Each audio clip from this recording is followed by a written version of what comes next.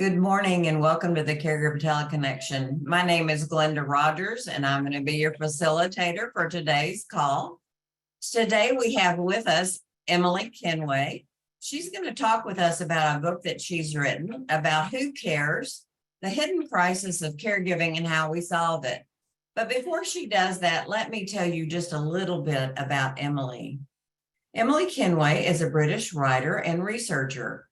Her second book, which is the subject of today's session, weaves the story of her own experience caring for her mother, who passed away from cancer in 2020, with in-depth research and interviews from caregivers from around the world, as far afield as Nepal and Norway. And since Emily's from, Britain, she's saying Nebraska, but that is kind of far out there in our area too. It was received widespread acclaim since its publication a month ago, including being shortlisted for the Orwell Prize for Political Writing. Emily's writing has appeared in The Guardian, Washington Post, Huffington Post, Times Literary Supplement, and more. She is a regular commentator on British media. When she's not working on articles and books, Emily is completing a PhD at the University of Edinburgh. Emily, welcome to the call today. Thank you so much for having me, Glenda, and hello everyone who's joining as well. It's so lovely to see people coming along to talk about this, though it is the only thing I'd expect from a well-met audience as well. So I'm going to talk a bit. I'm going to pepper my talk with some readings from the book, and then I think, Glenda, you'll facilitate questions and comments. Yes. So yes, the book, I think you can see my slide. The book is called Who Cares? The Hidden Crisis of Caregiving and How We Solve It. And by way of introduction to it, I want to say that I really wrote this book with two groups of people in mind. The first group being probably all of us that are here. So the caregivers who are currently caring for someone or who have previously cared for someone.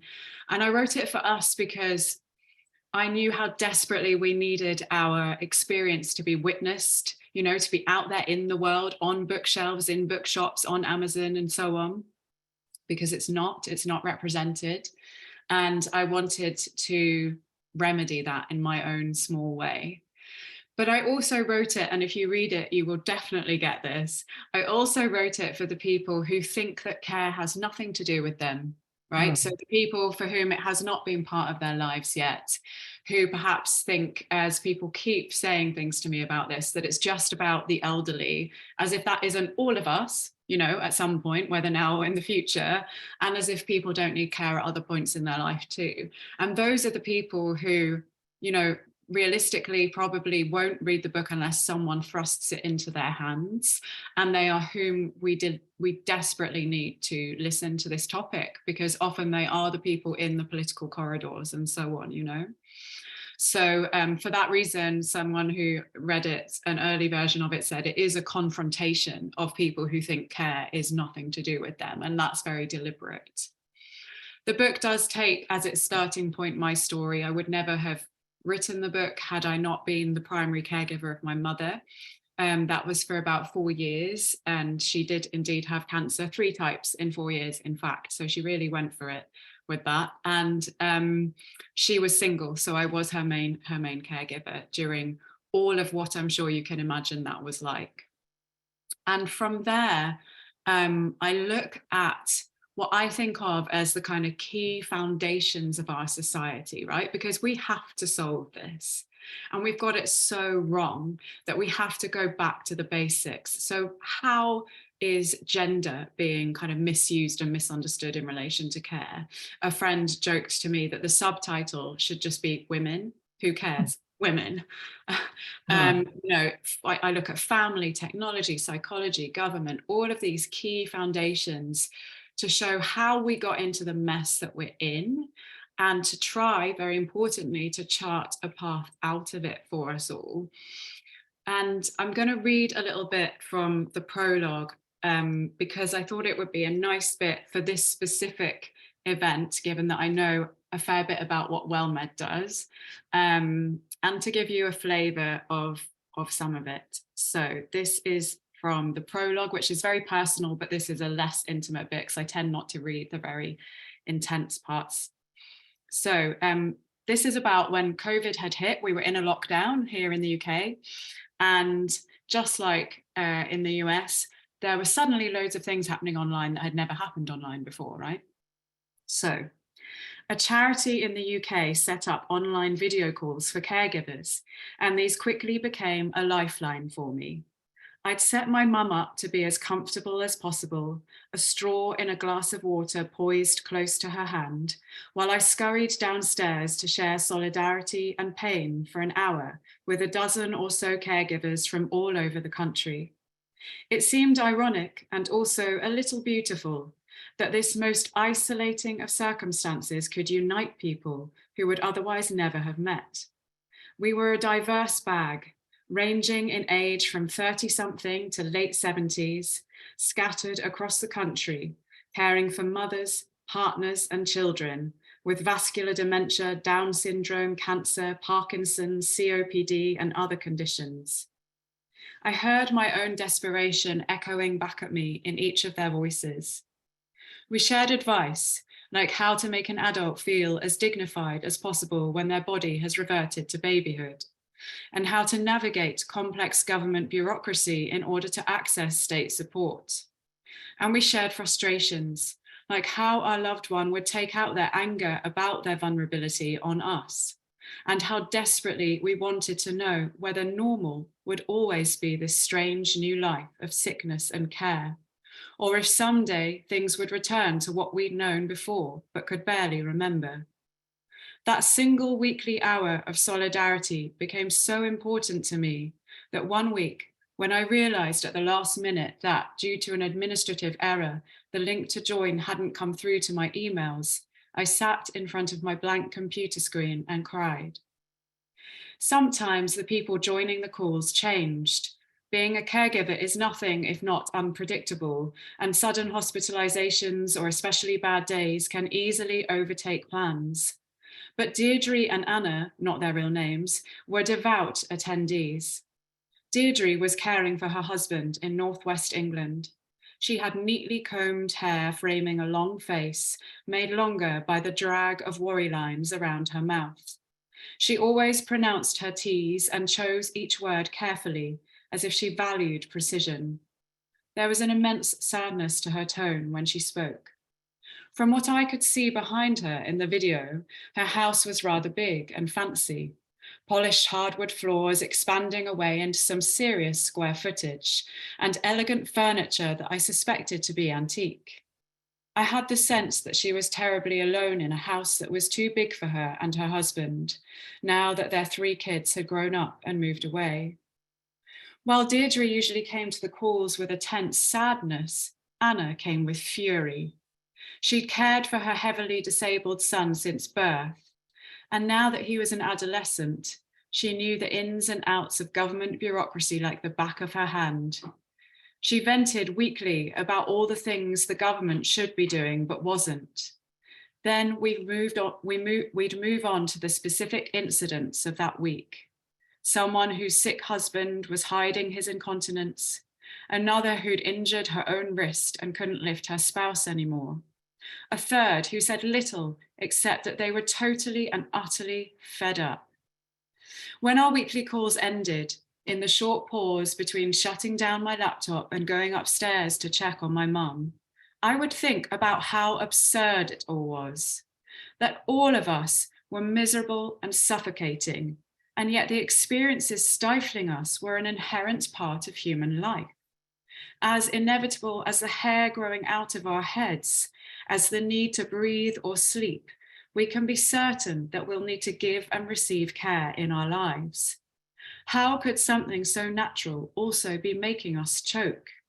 And what would a society look like that understood care as an inherent part of human life, instead of a problem in need of a quick fix?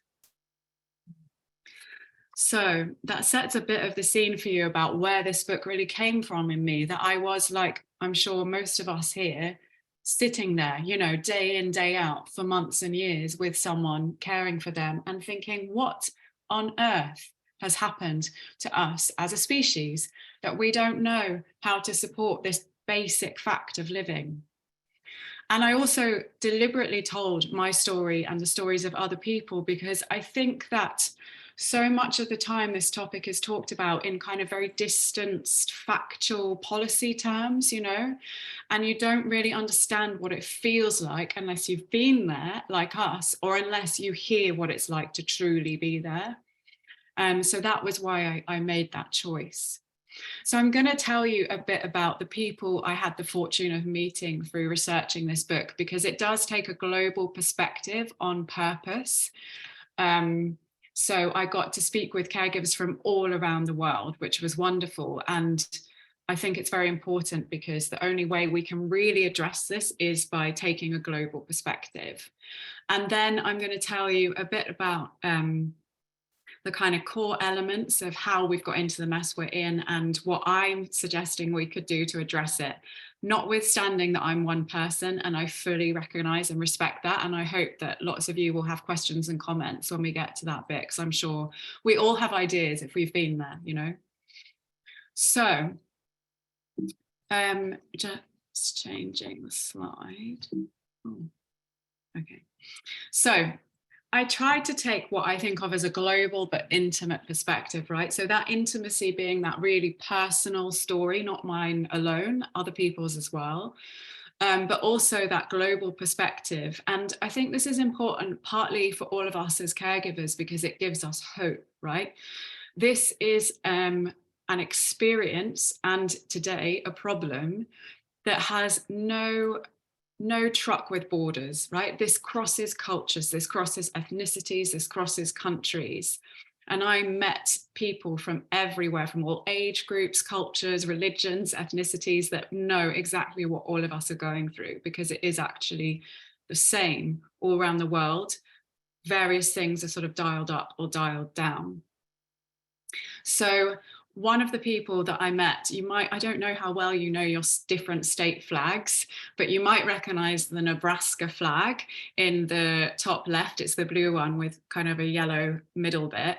And so I met someone from there who is a really important person for illustrating the common difficulties that caregivers experience. So her name's Karen, and she was wonderfully forthcoming with me, just one of those people who you warm to immediately. And she's caring for her two parents who both have dementia. One is worse than the other.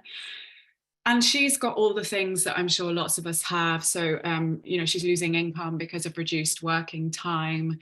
Her relationship is experiencing the strain of it, her physical health, her mental health. So all the things that are unfortunately the norm, which they shouldn't be.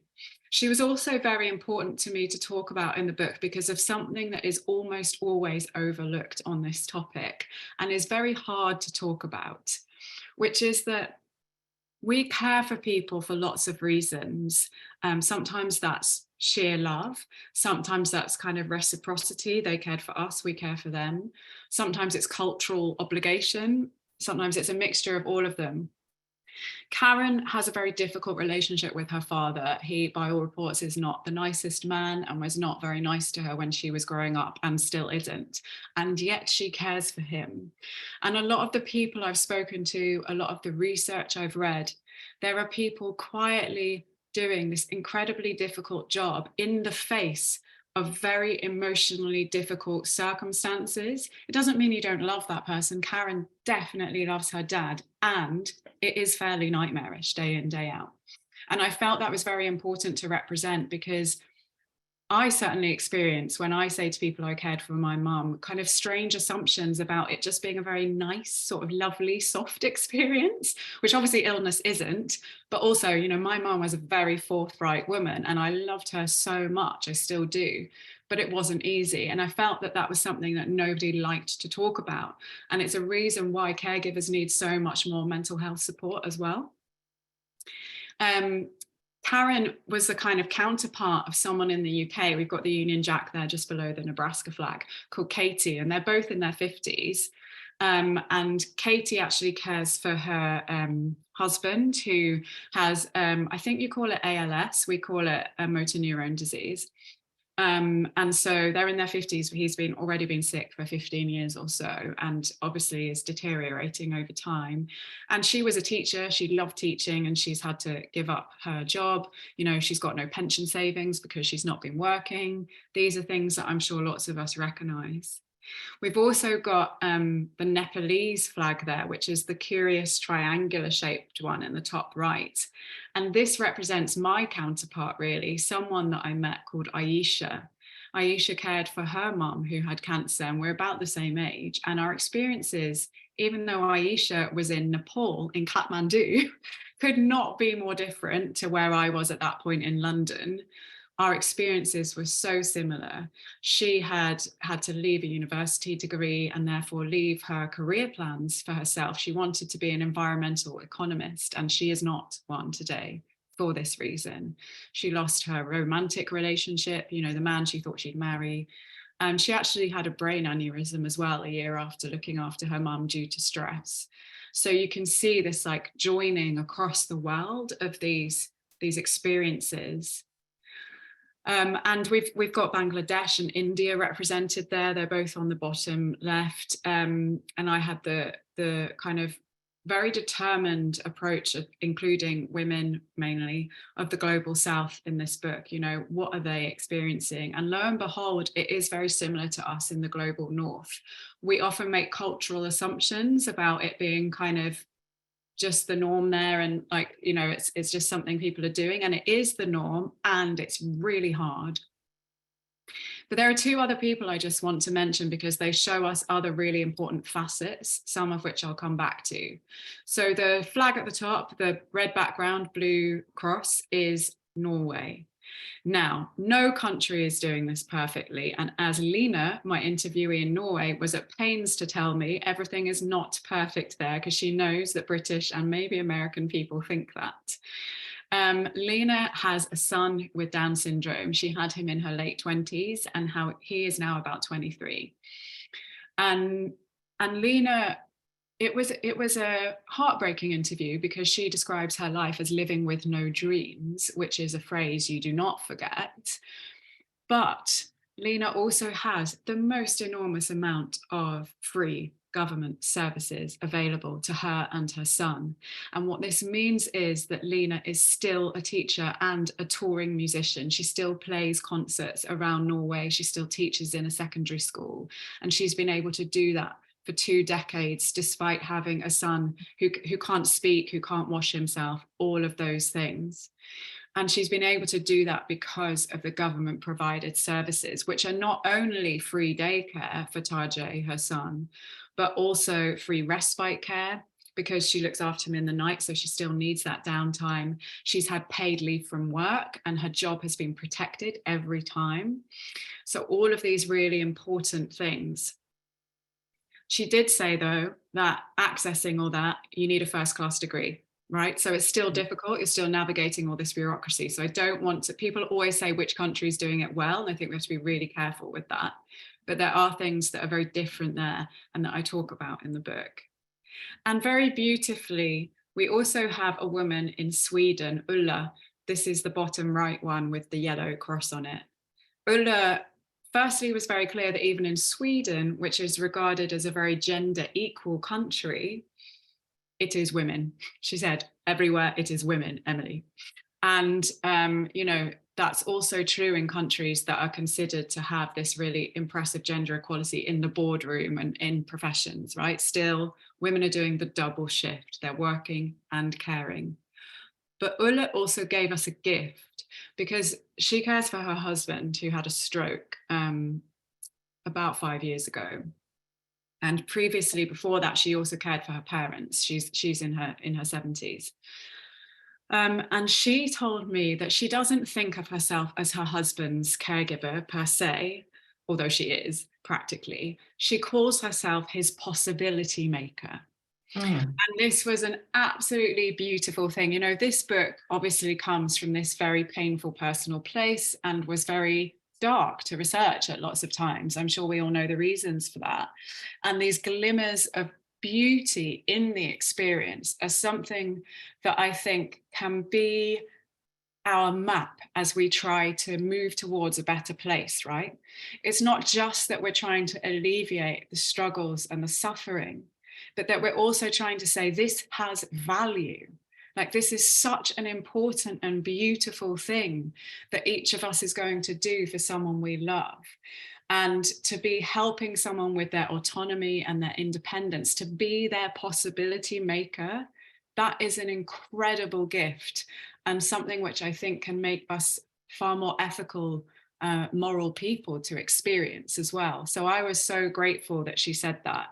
I was less glad that I wrote it in the book in Swedish, and then in the audiobook had to try to pronounce that word. So if you get the audiobook, you can have a laugh at me trying to say a very long Swedish word. And like Ulla, there's the Minnesota flag there on the right, because Eric was another caregiver who highlighted this thing that I think we need, this hope. Eric is such a wonderful man, and he cared for his husband who passed away of cancer in his early 40s. And Eric and his husband clearly just had such a beautiful relationship. You can see it when he talks about him still. And I asked all of the caregivers who I interviewed to tell me, what word would you use to sum up caregiving? Just, we talked, we had these meandering conversations. What word? And most people said things like exhausting, nightmare. Josie just said nightmare. I remember that one. These kinds of things. And Eric said illuminating. And that was so special. And since speaking with him, I've done a lot of research into the positive aspects of caregiving. So the benefits that social science can find we get from it. And this is not to say the difficulties don't exist. I definitely know that they do. But that actually, if we can arrange things in the right way, we gain so much as individuals, as families, as a species. We gain a better understanding of what matters in life and practical skills. Lena had talked about her son can't speak, he can't say words, right? He can make sounds, he can't say words. And she is much better able to read people's facial expressions because of that, and it makes her a better teacher at school because she understands what her pupils are kind of trying not to show their feeling because they're teenagers. And I know from myself, I write about this in the book, I was not very good at regulating my emotions as someone in their 20s and early 30s. That was not a skill I developed. And having to go through what I went through beside my mum and respecting that it wasn't a moment for me to be sad, upset and angry when I was with her and she was feeling those things, gave me that skill, which, actually I'm really glad that I've got now, though I wish I obviously hadn't got it in the way that I did. So the book really tries to consistently weave in all of these experiences from around the world to say, look, we are a global family. We are a global family of caregivers that desperately need change. And perhaps there's cause for hope in this because we can actually create something really powerful together, And there is an organization I talk about in the book called Carers Worldwide that is working in India, Nepal and Bangladesh specifically, and is using those ties to call for change. And there's one across Europe as well. And actually what we need is all these organizations to be joining together and to be kind of refusing to be ignored anymore. So having talked a bit about the difficulties and some of the people that I met, the book is not just a collection of personal stories. It is very much a book trying to diagnose the problem that we've got, this maddening thing where, this basic fact of human living can't be supported, to diagnose it and then to show what we could do instead.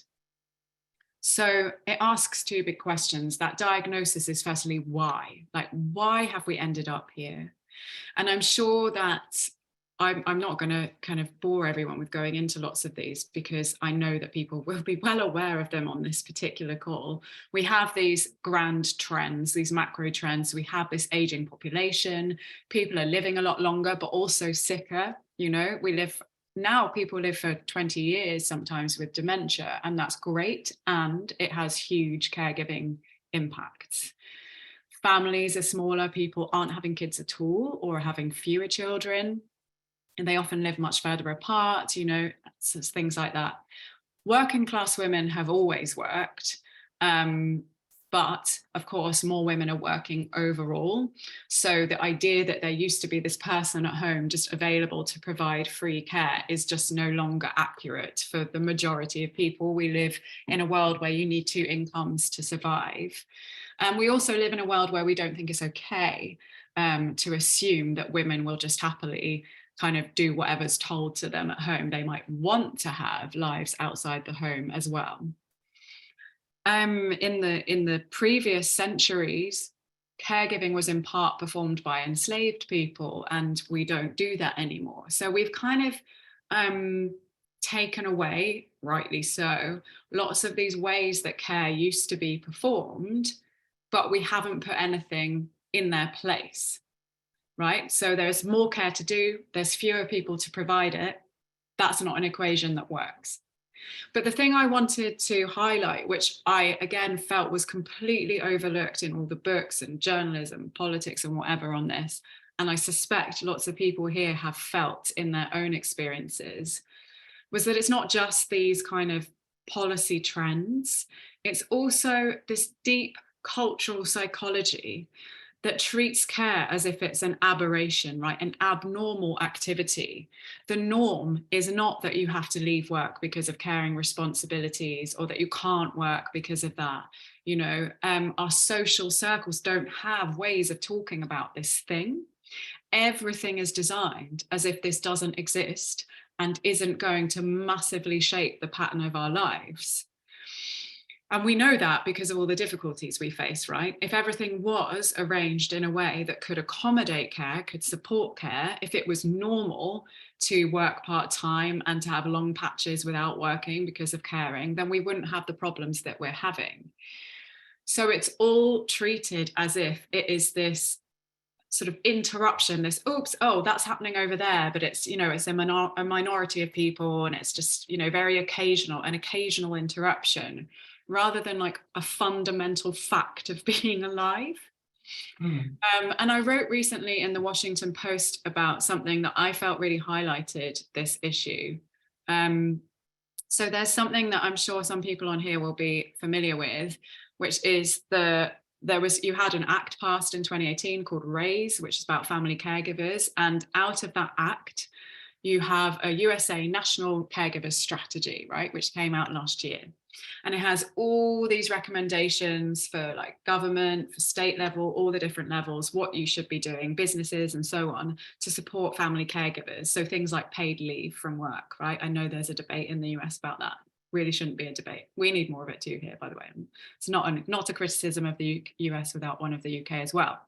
But in this strategy, it says this, right? It recommends that government should convene a task force to develop a consensus definition of family caregiver. And I thought that was very interesting because yes, we do need to be recognized. And that does mean labeling us, actually. I understand that. You know, if we don't name something, we don't see it. And if we don't see it, we don't address it. So I do really recognize that. Equally, isn't it telling that we think we need to define family caregiver as if it's a group of people that are separate from everyone else, right?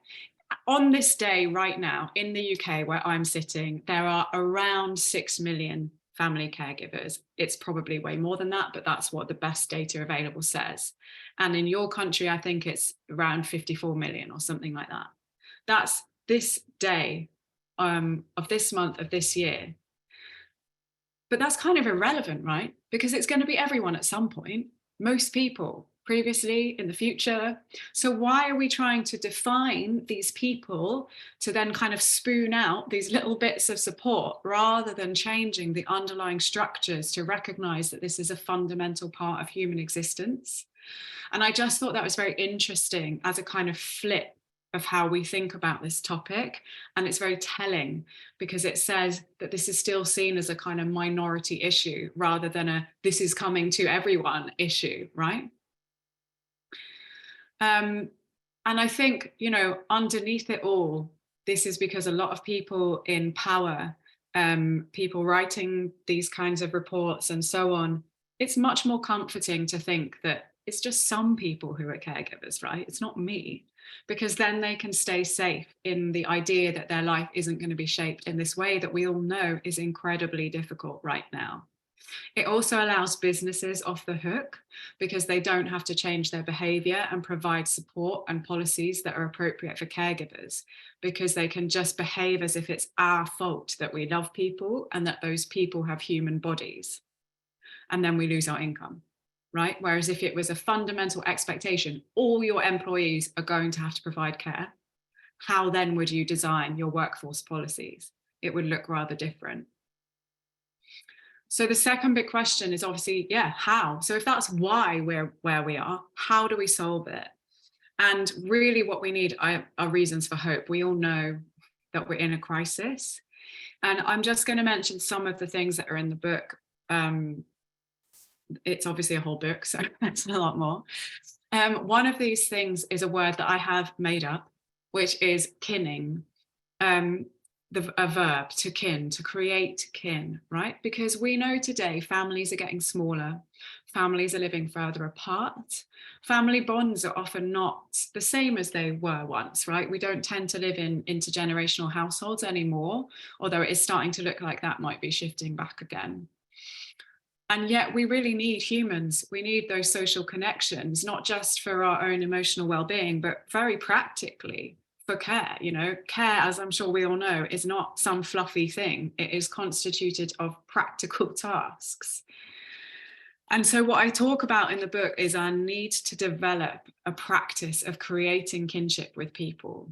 So that can be friendship circles with whom you start to be much more intentional about asking for things and giving things to each other, not being afraid to reach out past the nuclear household, but to say, hey, could you come and watch my elderly mother for 2 hours so I can go really slowly to the supermarket instead of have to rush there and back, right? It's this kind of practice, and it is a practice. It takes intention. Also at a neighborhood level, why, when we move into an area, do we have a neighborhood watch and no collective care network?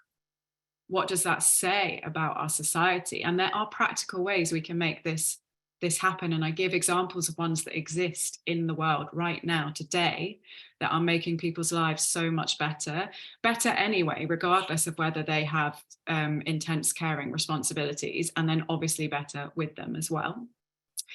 Secondly, a rebalancing of work and care.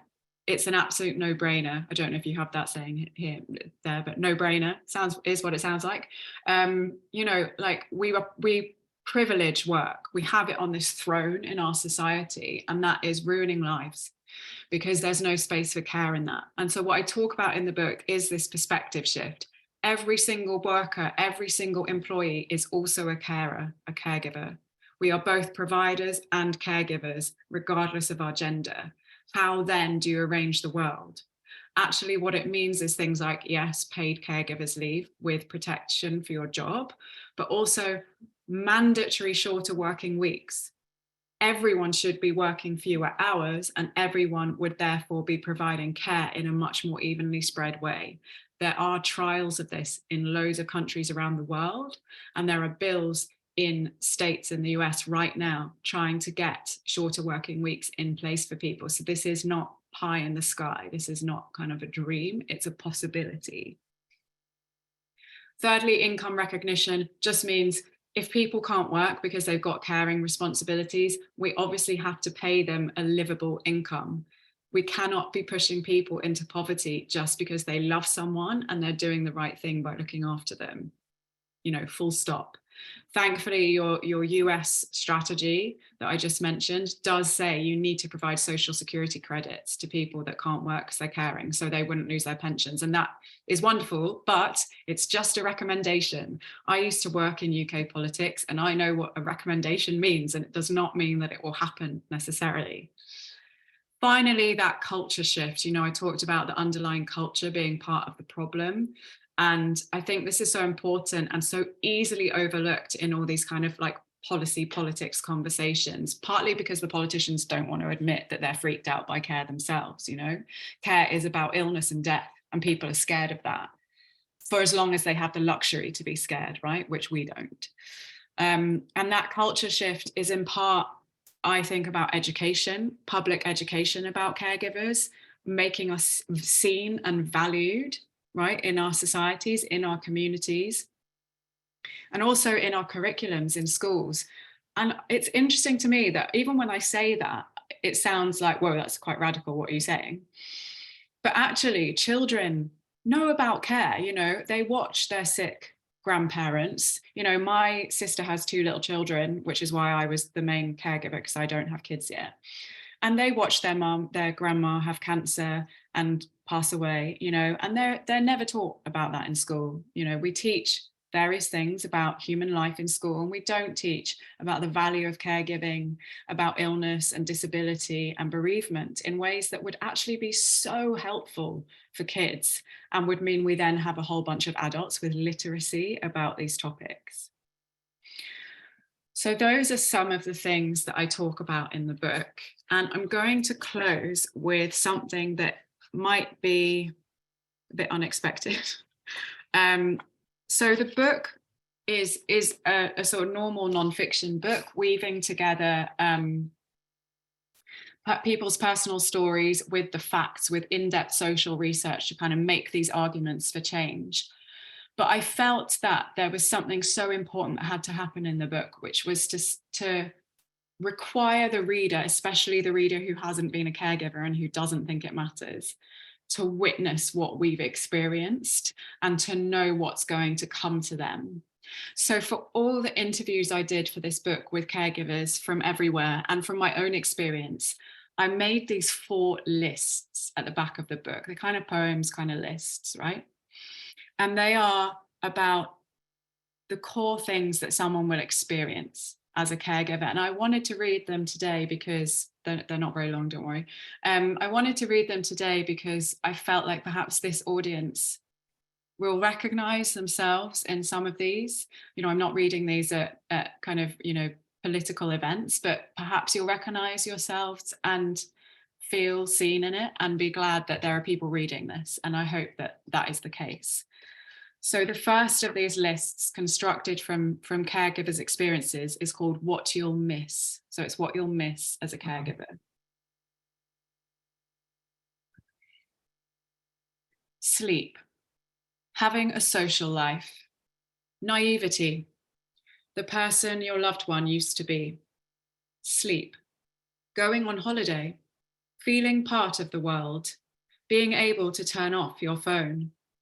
Sleep, the way you thought life would be. Choice, belief in medicine working. Sleep, the before of everything. Dreams, illusions of freedom. Sleep, shitting regularly. Life being wide open. Taking your loved one for granted. Sleep, love feeling light. Ignorance, having days off. Sleep, camaraderie at work, your previous identity, the world making sense. Sleep, walking side by side, not being someone people call strong, not needing to be strong. Sleep, having less to explain, feeling in touch with the world, knowing what will come next. Sleep.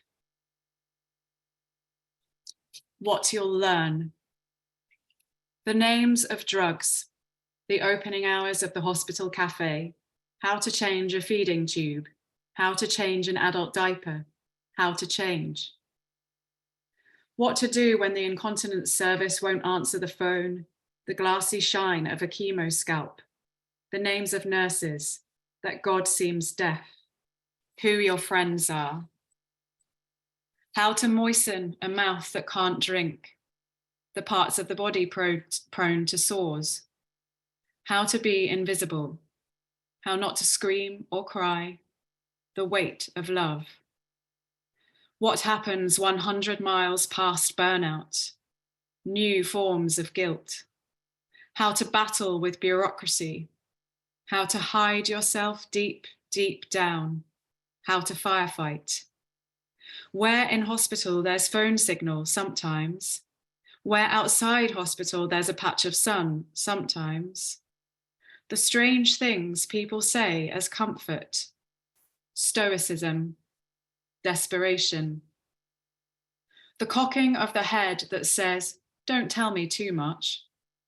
How everyone thinks they do it better. How to break and still be standing. More patience than you ever thought you'd have. Admiration for the others like you. What you'll need. Sleep. Sleep with your phone on silent.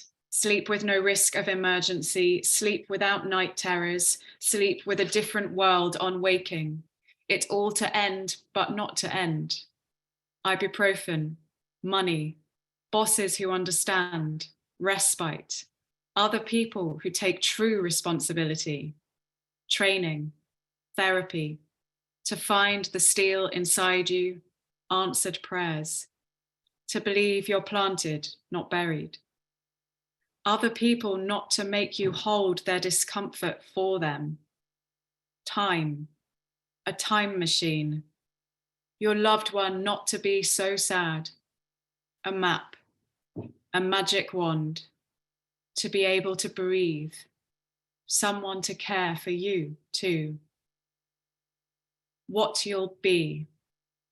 Exhausted, angry, illuminated. Thank you. Oh, Emily, whew. That was powerful, very powerful. I had told Emily that I've been doing this for 12 years, and when she started doing her lists, it just all came flooding back to me of the stories I've heard over time. And you've done such a fabulous job of putting that all together. Yeah, and we're getting some comments over here about, I'm going to cry over that. Yes, that's the same feeling that I got, and very true and sad. And hearts to you. And thank you. Do we have questions, comments, maybe an experience you've had that you've been reminded of as Emily was talking about her book and what she has written there? And the chat box is open, so you can use that also if you'd like to. You can just unmute your microphone if you zoomed in. If you phoned in, you can press *6 on your phone, and that will unmute your phone, and you'll be able to speak at that point. Thank you so much, Emily, for just being so eloquent and putting all of our feelings and experiences into words that are so touching. I find that when I share my feelings and my experiences, I'm usually exhausted and frustrated and come across so negative. And you just said it so beautifully and in a way that makes people want to listen and enter into what we are experiencing. So thank you. Oh, thank you so much, Adriana. Yeah, it's so hard, isn't it? Because it's so frustrating when you have to explain it, and then people back away from it because we're coming with so much charge and like misery, but then they're making us do the work for them to understand it. It's very hard. Yeah, extremely. Myra, did you have something you wanted to share? Yes, I just want to say thank you. I definitely plan to read this book because everything that you said is on point. You nailed it. I am in my 5th year of caregiving for my mother who has cancer and Alzheimer's. I am her sole caregiver. There are no other family members. I lost my job last July, and it is a very difficult journey, ever changing. So when people like yourself are able to repeat back what we're feeling and what we're going through, you acknowledge that this is real, because it's very hard to explain it to the outside world what it really is like to do this. And they look at us And by the way, when they tell me I am strong, that has become like a bad word for me, because I say that I am a functional burned out person, meaning, yes, I go through the motions, but you're running on empty because you have no other choice to put one foot in front of the other. And you do learn a lot. You do learn how to be strong, because it's like a marathon, resilience. You learn so many things, but it is so hard. And that's why a lot of caregivers wind up self-isolating, because after a while, you can't even relate to the rest of the world, because this is something that goes on for years. And I can go on, but thank you so much. I definitely plan to read the book. Thank you for advocating for us. I do plan to read the book. It takes me a really long time to read books these days, because it's like 4 pages before I go to bed, but I do read them.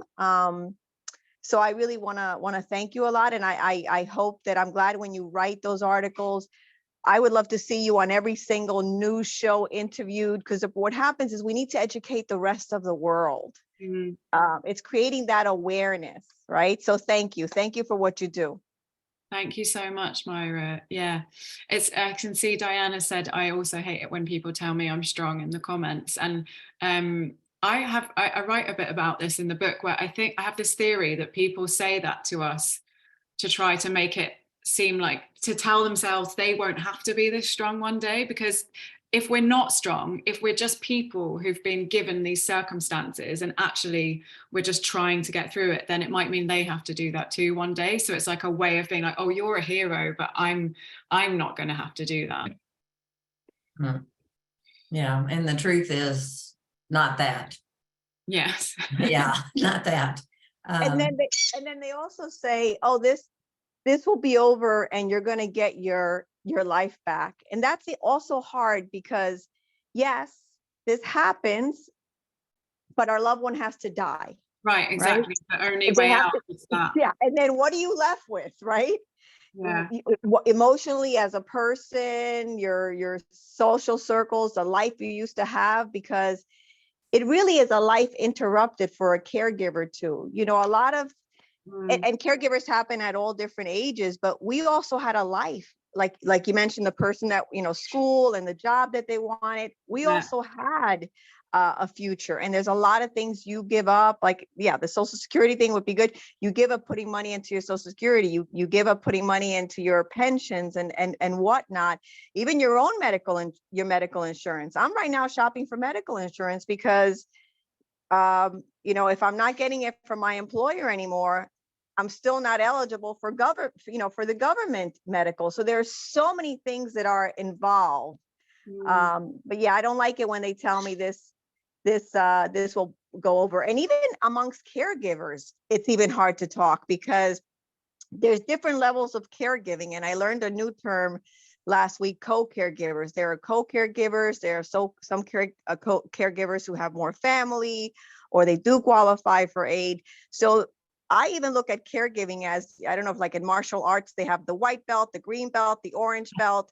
There's many levels of caregiving. So sometimes even other caregivers don't understand what you're talking about. Yeah, this is really true. And I also think there's like intensity levels, and also kind of different ones, because I know people who care for people with mental health issues often feel like very unseen, with the focus being more on physical things, for example, and that can have its own difficulties and differences.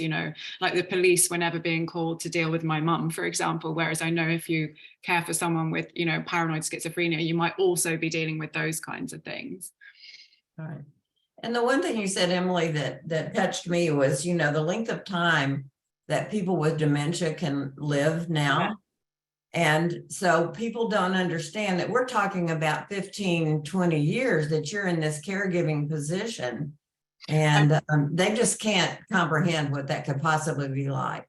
Yeah, longer than sort of conventional parenting. And yet parenting has so much more airtime, so much more focus in every way than this kind of thing. People, I don't know if other people feel like this, but because I'm younger than the the average age of someone who's cared for someone, I have this feeling of kind of like I know what's coming to my friends, you know, and I sort of just waiting and kind of trying to warn people and be like, you need to like put in place some things. And it's very frightening to observe. Yeah. And like you say, it could be 20 years of your life. Yeah, absolutely. And I love what Myra said about life interrupted, because we can't go back and make up that time financially or any other way. It's gone. It's in the past. Yvette, did you have something you wanted to add? Very briefly, hello from Mobile, Alabama. I just want to make mention very briefly about the fact that I really appreciated the part about illumination and the positives, because there's so many heavy laden challenges, but I helped care for my mom's sister with Alzheimer's. She's widowed with no children. And she was also my godmother, and the most jovial, hilarious lady. And I understand through, learning, through researching some things with Alzheimer's, that for the most part, if the person was a relatively mellow, pleasant personality, they tend to stay that way. But if they had a very strong personality, very opinionated and all of that, they tend to get a little worse and a little more angry and difficult to deal with. So I feel very blessed having talked to friends and colleagues about the fact that they had such challenges with the changes in auntie and the changes in mother and the changes in grandmother or whomever, their dad, because of, their personality changing. I was blessed that I'd have to deal with that. On the other side of things, she was always so mellow and appreciative. She told me my home is such a beautiful care facility and you're just doing a fine job. She didn't know who the heck I was. Most of the time she couldn't tell me my name, but other times it was, she would just straight up say, "Hi, Yvette." And other times, "I'm sorry, I can't place it. I'm sorry." I'm like, "Well, that's okay." And I would say, "Well, who is your mom?" And she would always say her mom's name. I said, "Well, that was my grandma. So we're both, Maxine's girls." "Well, it's so nice to meet you." And sometimes she would give me a hug, or either she would just smile and hold my hands. And we go from there every day. That little introduction. And well, what would you like for breakfast, lunch, whatever? And we just keep the day moving. So I had to introduce myself every day. That was really interesting. But she was always so kind and caring and appreciative, telling me I was doing a good job. She always knew my dad's name. He's been my mom's boyfriend since they were 15, and now they're both 85. And so she always knew him, but she couldn't tell mom. She always named another sister of her 6 different sisters. And she also, would periodically know my name or not, but she always knew my dad. But I guess she's known him. She was close to 90 since my dad was 16. So I get that, so it was very interesting what she would and would not remember, but always appreciative. All the things she forgot, the Lord's Prayer, she didn't. Yeah. So when we say the prayers at night, toward the end, I had to piece it together a bit, but she would always, get through her evening prayer. And my mother always had me to say to her, since she wasn't going to church every Sunday, just have her to proclaim, "Jesus Christ is my Lord and Savior, amen," after the Lord's Prayer. She would always repeat after me that part, but she remembered the Lord's Prayer. So thank the Lord for that. And everything we would give her to eat, to do, whatever. "Oh, how great thou art. This tastes good. Oh, what a lovely day outside. The sun is bright. How great thou art." So you know what? There were a lot of challenges, but when you look for the illuminating parts, the positives, the key moments from time to time, even though few or far between, they were still so awesome. And I always cherish all of that. Thank you, Yvette, for sharing that. Illumination. That's a great way of looking at the bright points. Emily, thank you for sharing that with us. We have about 4 more minutes. Does anybody else have a comment, a question that they would like to make? This is Myra. I just want to say one more thing. Go ahead, The Myra. reason I guess that I do this and have given up so much, and I did not have a good relationship growing up with my mom, and my mom was very difficult, maybe borderline bipolar, good woman, but very, very difficult, is that if I didn't do this journey, I don't want to have any regrets. When the Lord decides to take her, whenever that is, I will be at peace with no regrets. So I know if I chose a different route and didn't do what I'm doing, I could never live with myself later. But that's just me. I respect everybody's decisions. That's just me. But that's another issue. Some people then don't understand and they don't support what you're doing because you're too controlling. You should just put her in a nursing home. And that hurts because this is hard enough as it is. I don't need people poo-pooing the decisions that I've made. So I just wanted to say that. Oh, that's good. That is actually something that came up with a few people that I tell their stories in the book is like people making assumptions about how they would do it if it was them, and therefore kind of judging you for it as if it's your fault that it's occurring and that you're organizing your life in the way that you are. I definitely had difficult times with employers on occasions because they didn't understand why it was necessary, even though I'd be like, my mum is single. What do you mean? Like, there's no one else. And it seems to be people just think, oh, just put them in a home. It's like a kind of thing people say a lot, right? And definitely Karen, actually, the interviewee in Nebraska, had experienced that kind of judgment from people. And I really like the thing that I've read wise people say, which is that we should try our best to approach one another with curiosity rather than judgment. And it's almost, we need to train the people around us to say, like, why have you chosen to do this rather than this, instead of like, you should do that. I'm sorry you've experienced that, Myra. It seems to be quite common, unfortunately. Yeah, and the other thing that Myra said was she'll have no regrets, excuse me. And one of your lists talked about different kinds of guilt. Yes. Yeah, those creep in really quickly. Yes. Insidious for sure. Yeah, and part of our task as current or former caregivers, I think, has to be to tell each other, like, you are doing such a good job. You will always play in your mind things that you could have done more of or slightly differently or whatever, but you couldn't. You did everything you could. And I think that's really important that we say that to each other, because only we know why we need that said and what it actually feels like. Yes, for sure. Oh, man, this has just been a wonderful session. Let me tell you briefly what's coming up, though. This is the last session of May. We've had a lot of sessions this month.